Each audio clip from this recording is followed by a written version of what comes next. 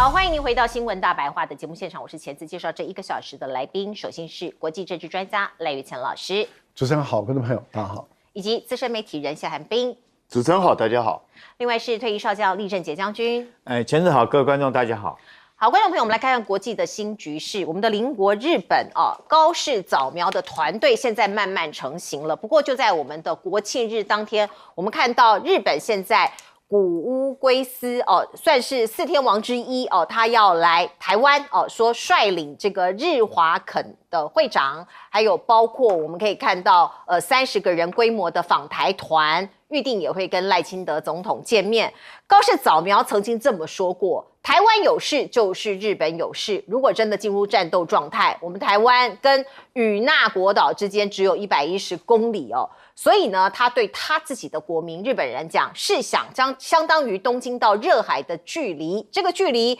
有他国，也就是美军军舰的部署，毫无疑问就是日本有事。也因为高市早苗曾经这样讲，所以对于他这一次可以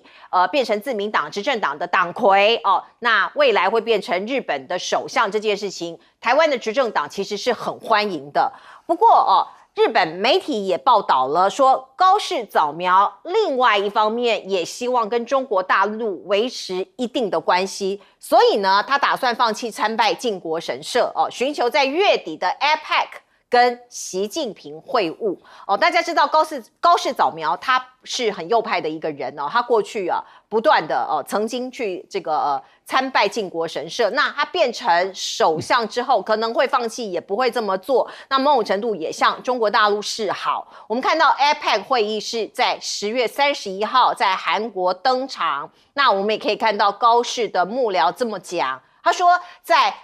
首脑举行会谈之前，高峰会之前，高市应该尽量避免卷入任何的争议，所以他现在如履薄冰亦步亦趋。另外一方面呢，在美中之间的军事角力，我们看到地缘的布局，路透社这么形容他说美军现在开始有一个大规模的一个整顿，包括要推进次世代的这个所谓舰载机的计划，那取代的是过去的超级大黄蜂机队，这是一种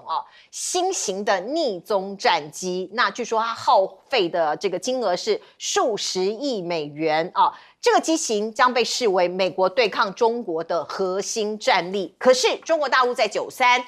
阅兵的时候也展示了一款叫做5秒熔毁超音速反舰导弹，它叫做燎原 -1激光武器，其实就是雷射武器啦说是这一款雷射型的武器可以成功的加装在071型的综合登陆舰4名山号上面，那它的拦截范围是10到20公里，可以有效的应对近距离的高速目标。模拟对抗显示，可以在5秒之内就可以熔毁超音速反舰导弹的导引头所以感觉上是蛮厉害的啦那我们透过像这样子美中两强的对峙，当然各界都在关注他们发展的状况。可是像是东南亚，中国大陆的影响力也越来越大。柬埔寨这个国家将接收中国大陆2艘056C 的护卫舰专家说这是扩大北京对南海跟东南亚的影响力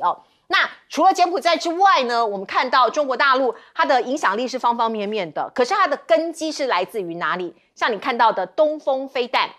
像你看到他们的火箭军，其实有一个人贡献卓著，他叫做钱学森观众朋友可能知道，有一些不知道。70年前的今天，他回到中国，所以你可以看到百度对岸的这个热搜，今天第1名就叫做钱学森遭到美方拘禁之后失身暴瘦。我们把时间回到1955年钱学森他是谁呢？他是拿了那时候还是中国大陆应该算是跟这个我们的这个中华民国已经成立了之后，他到美国去留学，他是拿了公费的留学金到美国留学。这个人非常聪明，脑子很好，所以他很快的在科学的领域上面崭露头角。那中国大陆那个时候算是要建设一个新中国嘛，希望他可以回来所以我们看到美方为了要阻止钱学森回国，用莫须有的罪名把他给拘禁了，而且有一些非人道的折磨。他那个时候暴瘦，还用香烟纸写下一封信，说被美国政府拘留已经5年，无一日无一时无一刻不思国，参加伟大的建设高潮。后来当然经过一些折冲，还有一些条件交换，他回到了中国大陆。我们看到2弹1星到神舟飞船都有他的影子哦，所以他是贡献卓著的哦。我们可以看到，在1960年代，钱学森参与和组织之下，中国第1枚的东风1号发射成功。那当然，你看到现在东风系列的导弹呢，非比寻常。1966年2弹结合试验成功，中国成为世界上第5个能够用自己的飞弹来投送核武器的国家。所以，当然，在中国大陆，他一直是被这个纪念、怀念，甚至他的贡献一直流传到现在，很多人都津津乐道。来，先请教彬哥。高市扫描，当然他本身就是一个话题争议性很多的一个人物，他的非常鲜明的极右派跟日本民族主义色彩，那当然会让这个很多国家会选择说，到底要跟他有密切往来呢，还是保持距离？那赖清德不用讲，因为赖清德本来就是安倍的信徒。那高市早苗以前也是等于算是跟安倍一起的，所以在这种状况下，赖清德会非常热切的想要跟高市早苗接触，一点都不意外。实际上，在这一次自民党内部投票之前，民进党就已经好几次去拜会高市早苗了。所以在这种状况下的民进党未来想办法拉近自己跟高市早苗之间的距离我想这是必然的事情。可是问题来了，也就是高市早苗当时都不是自民党的总裁，也不是日本首相。当然他现在还没有确定，如果确定他将出任日本首相的话，他的身份不同的时候，第一个恐怕他未来就不太能够再见民进党的这些人，这是一个问题。那第二个就是他的立场会被转变，比如说接下来 APEC， 因为高市早苗一直他在还没有当选之前就讲他想要跟习近平会面。那甚至他还提到说，他要跟习近平会面谈台湾的事情。那在这种状况下，我觉得光是你提出这样的东西，你本身又是色彩这么鲜明的人，我觉得如果你想要跟习近平谈台湾的事情的话，习近平大概就会选择根本不见你，因为这对习近平来说，这是中国内部的事情，我跟你日本人讨论的，没什么好讨论的。那当然，他现在想出来的策略是说，那我就先不要去靖国神社。可是他过去几年他去了参拜靖国神社，参拜了11次。那你只是因为现在暂缓几个月不去，就能够让中国大陆对你放下戒心吗？我想也没有这么容易。中国大陆经常讲听其言观其行，所以我觉得恐怕对大陆来说，他们要观察高市早苗一阵子，确认他的路线改变之后，才有可能会跟他会面。否则的话，在这个阶段去跟高市早苗会面，除了对高市早苗个人可能可以加分之外，对中国大陆有任何好处吗？我觉得看不太出来，所以我不认为，即使是 APEC 他们会单独会面嘛，我是觉得好像有点困难哦。那至于这个美国现在所谓的次世代舰载机，其实他们早就一直在寻求这个问题了，可是现在他们遇到很多卡关的东西很难阻碍。我们光讲一个最直接的，就是这个 F-35是有舰载型的，可是问题是福特号为什么一直没有办法弹射它？这就是一个大问题啊！你到底是出了什么状况？因为美国未来新世代的航母全部都是电磁弹射，如果你的电磁弹射没有办法弹射你的 F-35的话，那你未来的这些航母还要不要造？它的战力又到什么地方去呢？所以这个对美国来讲当然是一大考验。可是美国最近这20年的计划通常会出现一个什么状况？第一个，时间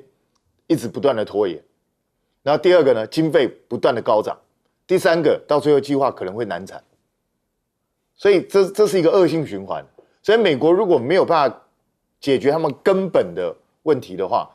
恐怕这个次世代舰载机要出来也不是几年之内就可以看到，恐怕也要10几20年以后才有机会。那至于说中国大陆呢，当然不用讲，他们这几年的军武进展速度是快到有点让人家觉得不可思议。其实他研究的包括雷射武器啊、电磁弹射，美国都比他早研究。可是现在看起来比较有成果的，反而比较像是中国大陆，甚至已经上舰直接部署了。所以这个对美国来讲，当然会造成更大的压力。那如果连美国都会感觉到非常大的压力的话，那台湾压力不就更大了吗？然后我发觉我们还在想一些有的没的，还在想说靠一些跟现代战争根本不搭嘎的方式，然后想办法想要去增强自己的防卫力量。我是觉得匪夷所思啊。那钱学森当然，他对中国大陆来讲，他是一个关键性扭转的人，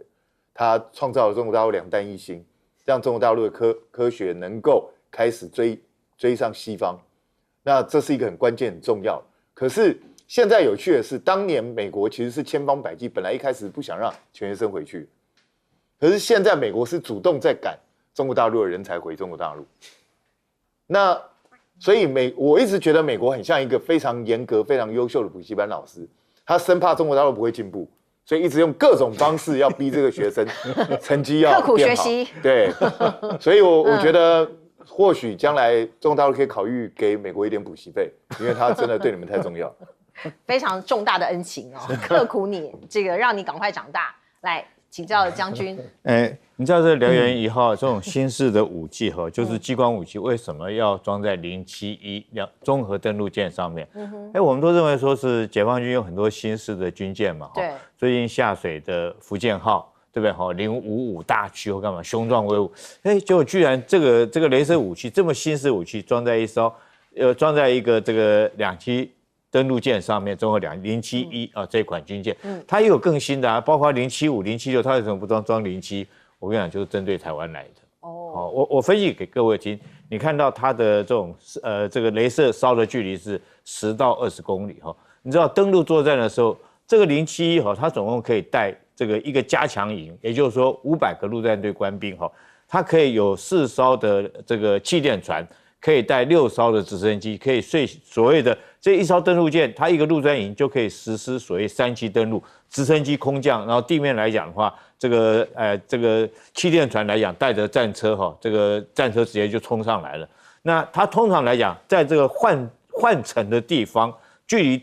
离海岸线是30公里因为防止我们炮兵直接对它射击，所以它会在我们岸炮的射程之外30公里之外，在那边排开以后，在那边开始下线。那老共有几艘这种船呢？有9艘有9艘，也就是如果1艘带一个营的话，9艘就是1个师的兵力可以在这边实施2栖登陆。那我们台湾有什么武器我们台湾不是一直在那边讲吗？第一个来讲，我们跟美国买了鱼叉这个陆对舰的飞弹，我们自己海军陆战队也是说，我们海军要改成滨海作战团，装配这个鱼叉导弹，美国卖给我们，我们就买鱼叉导弹，专门打军舰的然后雄三对不对，也是专门打军舰的。大家想想看，那是不是装在这边就是针对我们台湾来的？我在30公里之外，我摆在这边，对不对？9艘军舰，我在那边2栖登陆舰，我这边登陆的时候，我船上面如果说你用这个鱼叉飞弹，或者是用雄三飞弹攻击我这个登陆艇，因为如果说这种反舰导弹不会去打055啦，一定打这个价值目标最高。反登陆作战价值目标最高的反而不是055大驱，反而是这些登陆艇。我打掉一艘登陆艇，就打掉1个营的兵力，所以会优先打这个目标。那当然，它优先防卫的就是这个2栖登陆舰071所以它会把这个燎原1号。装在这边，目的就是因为我们跟美国这个传说中，我们已经采购了500枚的鱼叉飞弹，然后我们自己本身也有雄三飞弹。那如果它要遂行2栖登陆，它停在30公里之外，那我们这个导弹一旦发射，它雷达一定会先抓到嘛。这个东西不是说是用肉眼看，它一定用雷达，整个甚至于说是电脑控制的。我雷达看到以后，我主动会追踪你的目标。当你进入到20公里的时候，我开始发射激光炮这5秒钟将你烧毁。另外我去算了一下，如果说是超音速的导弹攻击这个军舰来讲的话，大概20公里的时间要飞行50秒钟这50秒钟，它5秒钟就把你烧毁，所以说时间上面对他来讲绰绰有余。我觉得这个是很明显针对我们台湾来，那把这个武器装在它的071，这个对我们威胁确实是很大。那我觉得说这个很明显就是针对我们成立滨海战斗团这个准备用鱼叉飞弹。对付这些登陆舰，那人家现在搞这种东西出来，那我们台湾要不要研发一种更新的东西来应付这种反登陆作战？不然的话，你这九艘军舰等于一个师的兵力，我觉得对我们来讲威胁真的非常大。对，真的这个是新的一个讯息，我们就应该要反制要赶快掌握。来，请教赖老师。讲很容易啊，做很难，但是要做到很难。我觉得韩冰也真的是一个冷面笑匠哈，他讲的补习班的这个比喻也是蛮特别的哦。揠苗助长。对，很特别，很特别。不过这个显示出中美两国的特点。大陆是按部就班，一步一步很稳步的打很稳步的走，所以他都会按照他的规划、他的期程来完成。美国这边比较跳跃性的也比较创造性的，有的时候他会进得很快，有的时候他就停滞在那个地方不动了例如说我们讲说第6代机美国刚开始的时候好像很快然后后来就停在那边，就再也没消息了。刚刚谈到的激光也是，美国也很快，还有电磁炮，美国也很快。但是后来就都停住了，可是大陆不是，大陆是一步一步走，很稳健，然后都按照规定的时间，也就是说大陆只有提早完成而没有延后完成的。那你看现在不但有激光炮了电磁炮也出来了，电磁炮他们也开始在进行试射了。那接着我们也当然看到这个6代机6代机还不止一款多款的6代机也都开始在进行各种飞行了。那以目前的情况来看，已经可能不止一架就是每一款的6代机可能不止一架。可是问题是，美国这6代机的新一款一架都还没出来，这才是一个大问题大陆已经开始在不知道多少架在试飞了，而美国到现在一架都没出来，那就代表美国在这个地方落后了。这也就是美国自己也承认6代机他们很落后，而且压力很大，他们必须要急就章了，要提早。可是以美国人的做法，急救章也出不来，这才是最大的问题。另外，我觉得当时高市早苗当选的时候我们看到民进党高层每个人雀跃不已开心到不行。结果我们那时候在这个电视评论的时候，我们就说民进党耐心得闷，你们高兴得太早了，因为高市早苗选择的空间不大，很快的就会转弯。结果您看还没有真正的当首相，他马上就转弯了。他在之前12年以来11次去经过神社拜鬼就有1次没去，其他的全部都去了。然后他自己也很明白的说，以后不管任何职务、任何职位，那也就是说，即使他当了自民党总裁，当了日本首相，他也一定会到这个经过神社拜鬼。他讲得很明白。结果你看，刚刚当选，位置还没坐热，他马上就已经宣布了，那不去了。那这代表什么？转弯的速度很快。那他之前也说，台湾有事就是日本有事。我的判断，他转弯的速度也会非常的快。所以民进党高兴的真的太早了。另外，会不会就因为这样的一个动作，然后就说跟大陆的领导人就能够在 APEC 见面？我觉得想得太天真了高市早苗要见到中国的领导人恐怕不容易。为什么？这一位日本新的自民党的总裁否认731部队，否定南京大屠杀，否认有慰安妇，而且他认为日本不是侵略中国，是自卫反击战。到目前为止，他认为日本没错。那大陆的领导人如何跟这个人见面？是，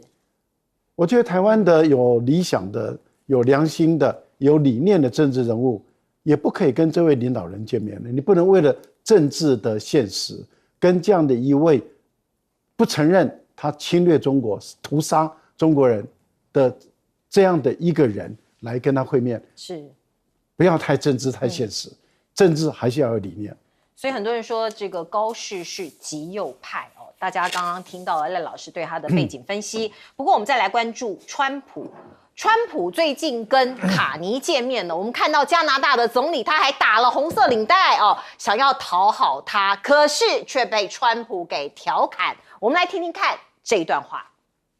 And now, and I'm running out of time, but this is many respects the most important. The what merger you created of Canada no, and the what United you States. That wasn't where it was going. 我不晓得他是开玩笑还是刻意的，看起来是刻意的，说你并到我这里，变成我们第51州哦，又语出惊人呐、并且还说什么你加拿大人乐于被课税哦，所以其实你看卡尼的笑容一度也僵掉了哦。我们看到，包括这个美加之间啊有天然冲突，也是由川普的嘴里讲出来的。他说，所以我们要共建金琼系统，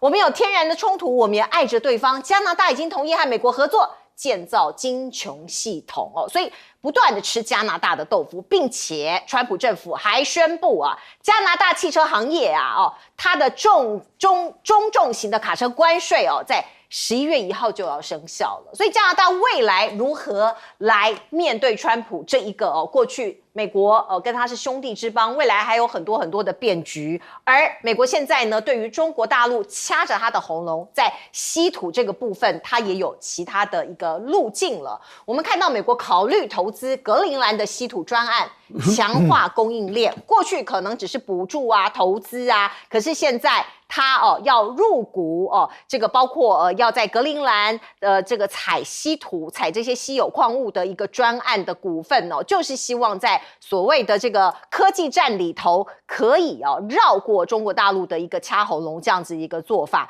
可是美国国会有一个最新报告，他们认了一件事你不管怎么样封怎么样堵中国大陆拿到先进晶片这个事情，可是中国大陆的企业还是可以绕过你哦。他去年砸了1.2兆绕道买晶片设备他把晶片设备从这个荷兰的艾斯摩尔、日本最大半导体设备东京威力科创陆续的去买所以西方的封锁失效了吗？中国合法它是用合法的状况狂买进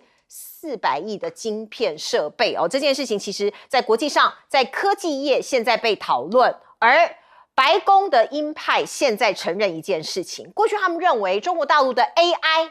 还很落后啊，可是他们现在认了中国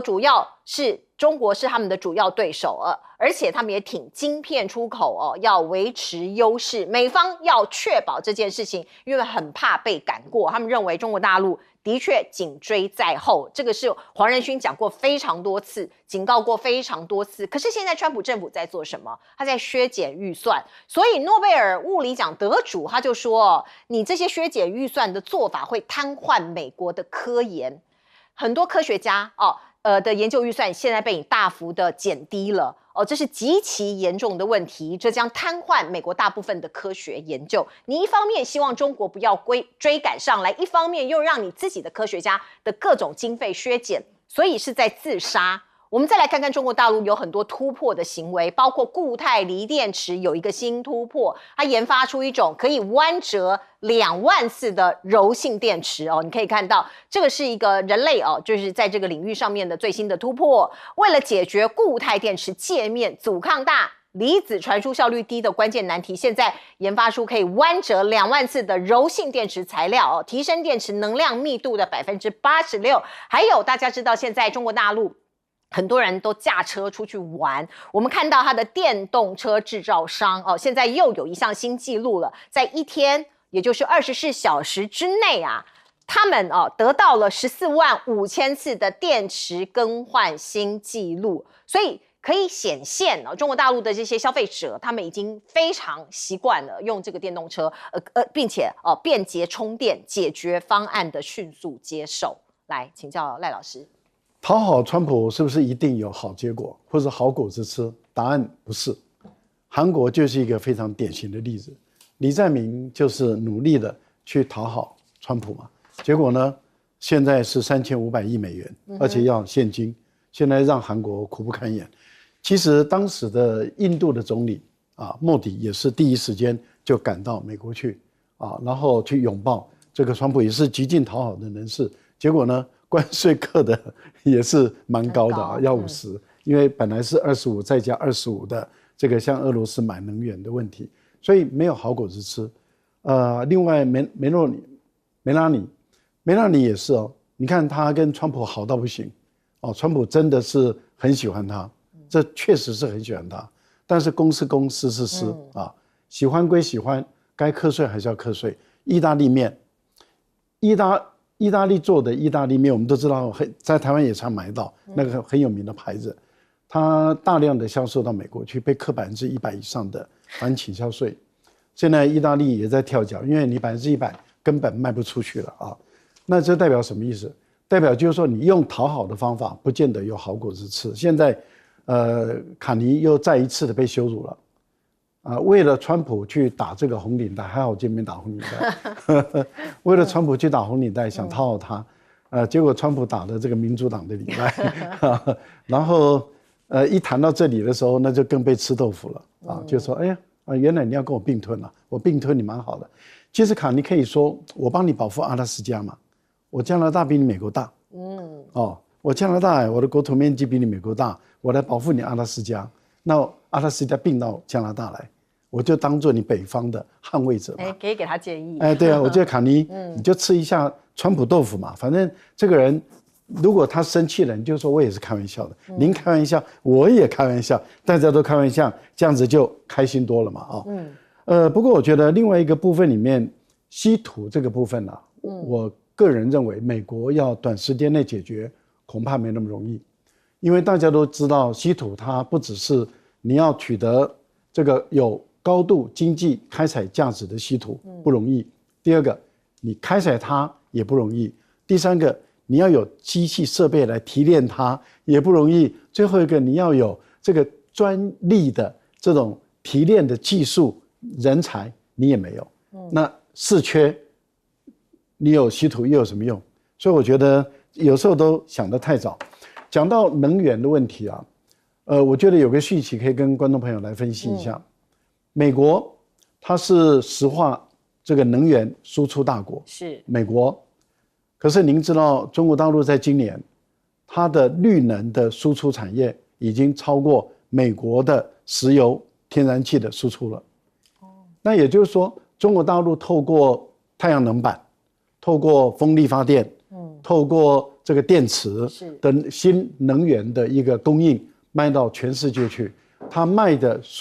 总量已经超过美国对于石化产品的输出的总量。这代表什么？代表中国大陆本身在能源方面，它不但绿能越来越满足它自己的需要然后减少对于石化还有就是这个煤的燃烧来发电以外，它现在已经有更大的能力把这些绿能卖到国外去，那也就是原来能源也可以变成赚钱的行业。其实台湾在很早的时候，太阳能板发展的也是很前面，是，结果我们自己错失了最好的机会，是很可惜。来，将军，每年圣诞节那天晚上的时候，美国小朋友都会打电话到北美防空司令部去问说，圣诞老人到哪里啦？他们认为说是北美防空司令部的雷达应该可以看到圣诞老人。那这东西代表这件故事代表两个含义。第一个来讲的话，如果说是俄罗斯要用导弹攻击美国来讲的话，它一定从这个北极上空飞过去，这个或者是白令海那边过去。那如果说这样攻击的话，是不是这个加拿大就变成第一线美国的前线部队反而是变成这个美国的纵深的这种替代地方？第二个来讲的话，你看它这个司令部名称，它不叫美国这个防卫司令部它直接叫北美防空司令部。为什么？它就把加拿大一起要并进去，因为加拿大一定是从加拿大那边飞过来的嘛，所以它各种防空的设施一定势必是跟这个加拿大来采取合作。那现在来讲的话，在这种状况下，它当然叫加拿大要出这个钱它是金熊计划。那金熊计划，美国自己白宫自己讲的数据是1800亿美金。1800亿是什么样概念呢？明年美国自己国防预算编列的是1兆美金也就是说将近有1/5是要用发展金熊系统，但是外面人家这个评估来讲的话，1800亿来讲的话，大概很难完成整个金熊，因为毕竟来讲，美国这个国土辽阔你如果说1800亿想要建造一个这种所谓美国的这种空中的防护体系来讲的话，可能远远不足。他们预估可能要到6000亿，尤其是说什么？以前来讲大家会觉得说金熊到底是搞什么？原来大家都认为美国主要是防卫的是核子导弹的攻击我只要有空中拦截、中段拦截来讲就可以。但是现在来讲，它可能要考虑到，因为俄罗斯或者中国他们的中程导弹，我们看到俄罗斯的这种真果树导弹，那中国来讲的话，很多款的这种中程导弹射程如果从北方发射或者是说用船空中来讲的话，到达你美国沿海地区的话，都可以攻击传统的武器，就会攻击到你美国本土。那用核子弹攻击可能性是不高，但是如果说是用传统武器攻击来讲的话，那就可能性很高。所以金融系统它要防卫的不只是洲际的核导弹，而是它要防卫的包括传统的武器。那防卫的范围这么大，所以它一定要把这个加拿大拉进来。但是你今天川普，你今天要叫人家加拿大跟你配合，共同来出钱建立这套防护系统，你应该好好跟人家讲嘛。你怎么可以用羞辱的方式？我觉得美国川普上台以后，到处在羞辱人哈。你看他不管他，甚至于他现在羞辱友邦。那前2天我们看到他的国防部长赫格塞斯在羞辱自己的军人哈，羞辱自己国内来讲，羞辱自己的民主党，那都是你自己国内的政党啊。你看这个川普从头到尾都在羞辱人，我们真的是很怀疑川普脑袋是不是有问题啊？我建议他脑袋里面要装一个这种我们军队用的东西，叫做敌我辨识器哦。你先搞清楚谁是你的敌军，谁是你的友军。我相信加拿大一定是你的盟邦，是你的友邦嘛。那如果说你连你的友邦你都要羞辱、都要攻击的话，我觉得你难怪除了军事之外，我觉得关税更是严重跟糟糕。来，其实川普是一个很标准的实力原则型的人，对他来讲，交情好归交情好，到底要谈利益的时候，他还是以实力为原则。所以你讨好他要干嘛，什么都其实都没有什么太大用。他可能你讨好他，他暂时很高兴，可是等到真的要谈判，真的要讲到利益的时候，大家还是一码归一码。所以你看，从他这一次重新再上任，他对谁最客气？习近平。对习近平跟普京最客气，就是这样。他对其他所有人都不太客气。然后只有另外一个英国把他捧得很高，所以他对英国还不错，就是这样。但是问题是英国也在大失血，连英国这种对美国贸易逆差的国家，他都要征他10%的关税，所以他根本就没有在管你谁是朋友谁是敌人，他没在管这件事，他只看谁跟我有实力，上面有实力的人我才尊敬，其他没实力的人，你就算对我开心也没有用。所以我觉得这是很明显的，所以卡尼显然还不够了解川普。所以我觉得对川普来说，与其跟他来软的，不如跟他来硬。那当然你要有足够的实力，还有心理准备。是因为实际上川普吃豆腐吃的太明显了嘛。说什么双方，你说那个有点半开玩笑，那个合并就算了，说双方合建金融系统，合建你确定吗？那根本不叫合建，那就是叫加拿大你乖乖出钱吧，当分母啊，就是这个意思啊。因为基本上美国就是这样，他技术不可能会给加拿大嘛，加拿大也没有这方面的东西嘛，所以就是你加拿大乖乖出钱嘛，谁叫你是我邻居，就是这个意思啊。所以我觉得美国现在就是明抢，那我明抢加拿大还不是一样得受，就是这样子而已。所以这是一个非常糟糕的状态。那他现在开始去参与格陵兰这些稀土的这些东西啊，其实美国又不缺稀土。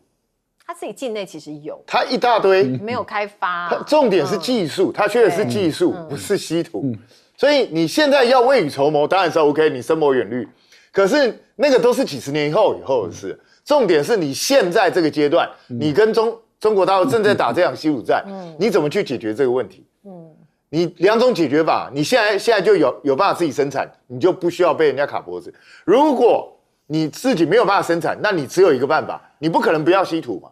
所以你就想办法要拿其他东西去跟中国大陆换。那问题你拿什么东西去跟他换？其实对中国大陆来讲，我觉得他现在看得上眼的很少，一个晶片，另外一个就是台湾。那这2个你能够拿来换吗？我老讲晶片，我觉得他是绝对不会换。对，台湾就不一定了。很难讲。所以大家来看一下哦，这个川普他当然大家都非常了解，他以自己的利益为最大宗。可是，在国内呢，我们看到也是搞得乱七八糟啊，包括现在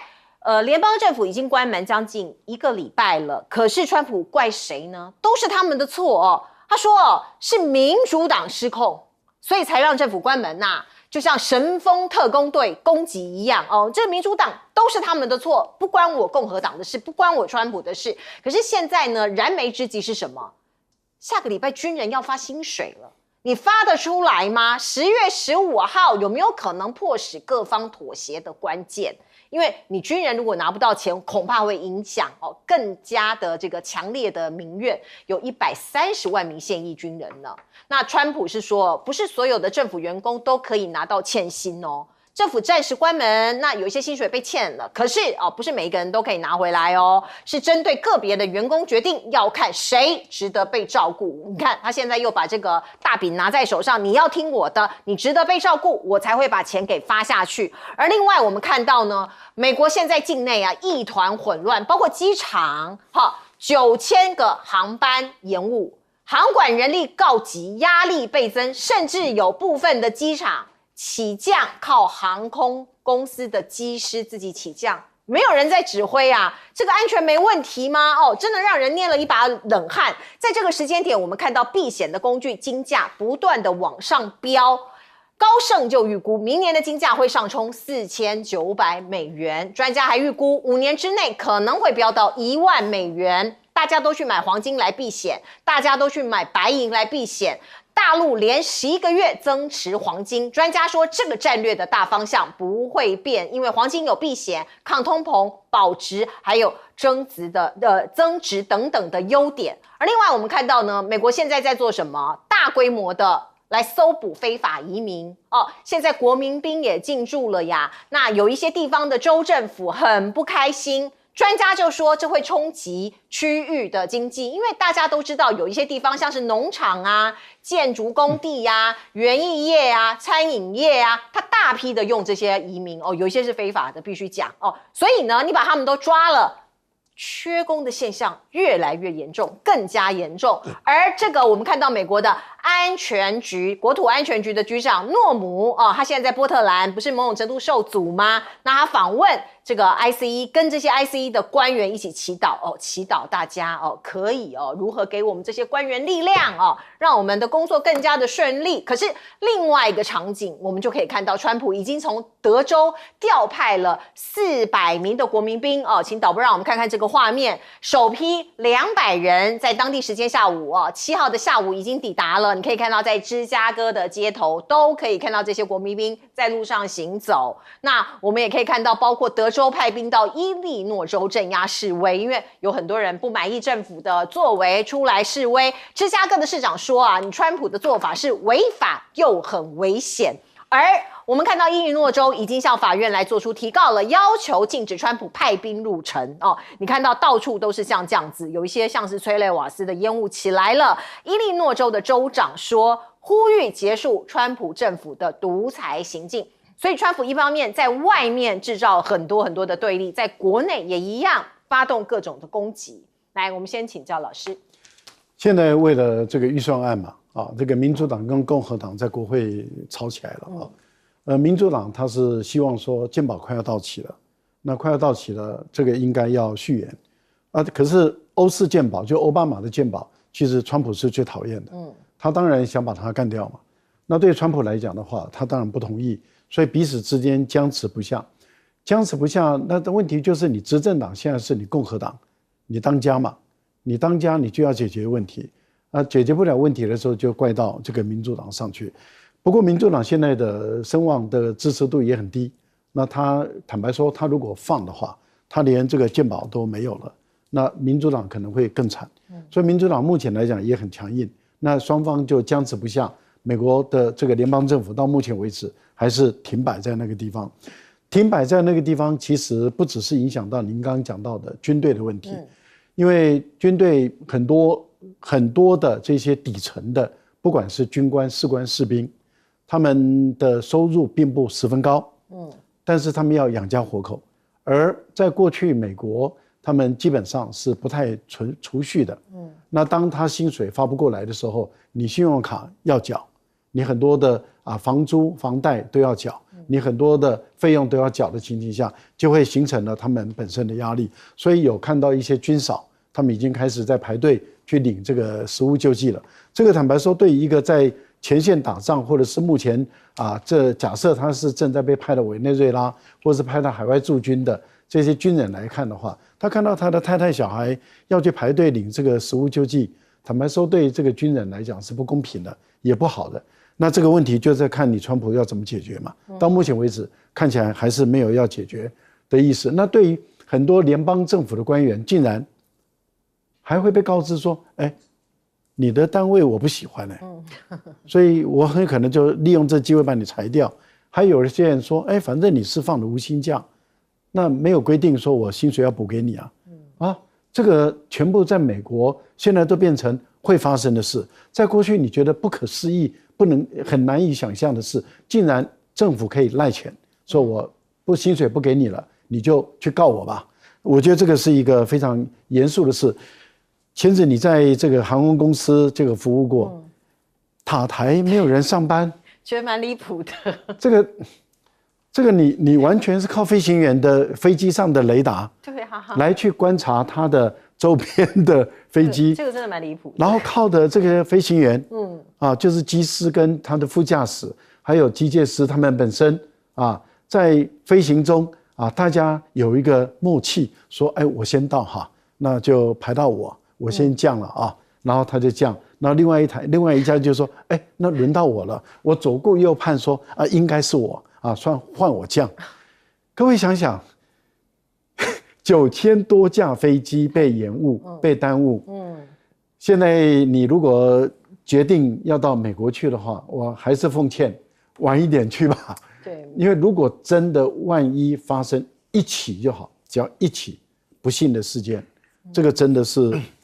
非同小可，非常小可。对，真的，我觉得真的是不可思议、不可理喻的事。但是问题就在于他没有薪水，他为什么要上班？是他没有理由对，所以那是他的权利所以他就不上班了。黄金的问题，我想真的是短时间不可能解决的。第一个，我觉得避险的情况大家越来越清楚了。第二个，我们也看到了，就是自从俄乌战争以来，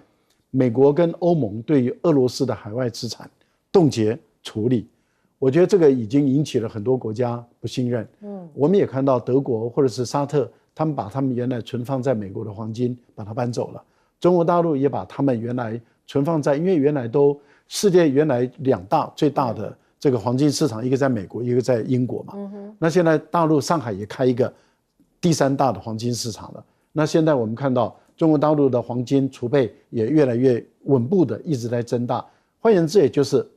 美债卖掉买黄金，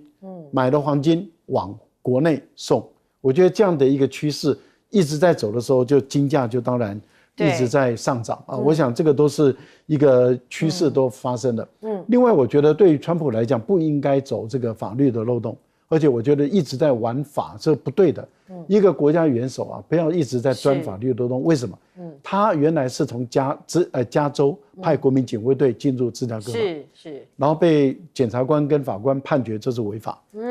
结果他从德州派对，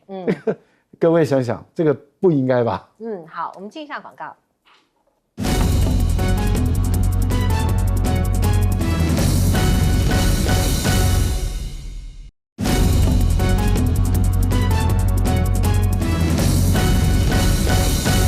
来请教将军。我觉得美国这次政府关门可能这个跟上次不一样。上次2019年那次也是川普任内，那个时候主要是美墨边界要盖围墙的问题，我觉得那个问题可能技术性还比较好解决。那这次关系到两党的核心的精神，因为民主党要的就是你必须要加大这个，不能把这个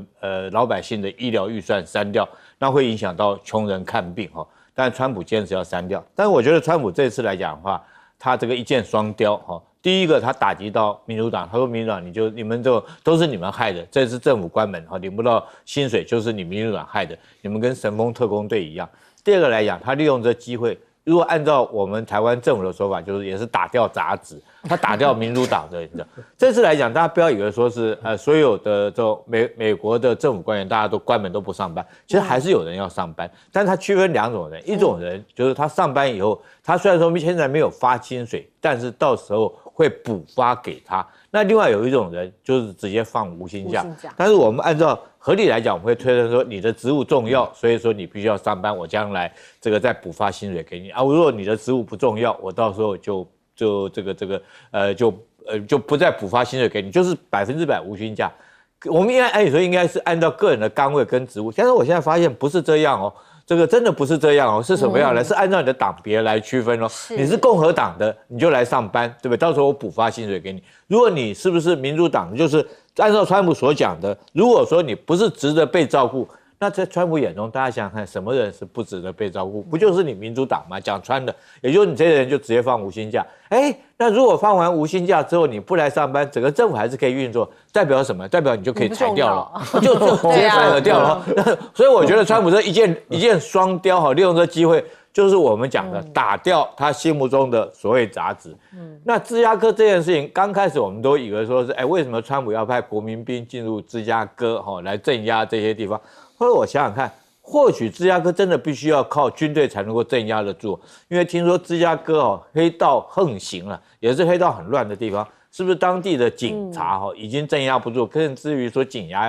察跟当地的黑道已经有挂钩了，所以川普必须要用军队里面的能力去镇压，因为军队来讲比较单纯嘛，他可能从外面进来的这种武装力量来讲的话，跟当地还没有挂钩结合在一起，所以我们从这件事情，其实你去深入思考，你会发现，其实美国真的很乱，它不是像我们想象中说民主法治这个一个国家哈。那从芝加哥这种动乱到这种程度，必须要用军队去镇压，也可以证明美国本身是这个也是一个这种治安很乱的一个国家跟一个城市。好，我们进一下广告。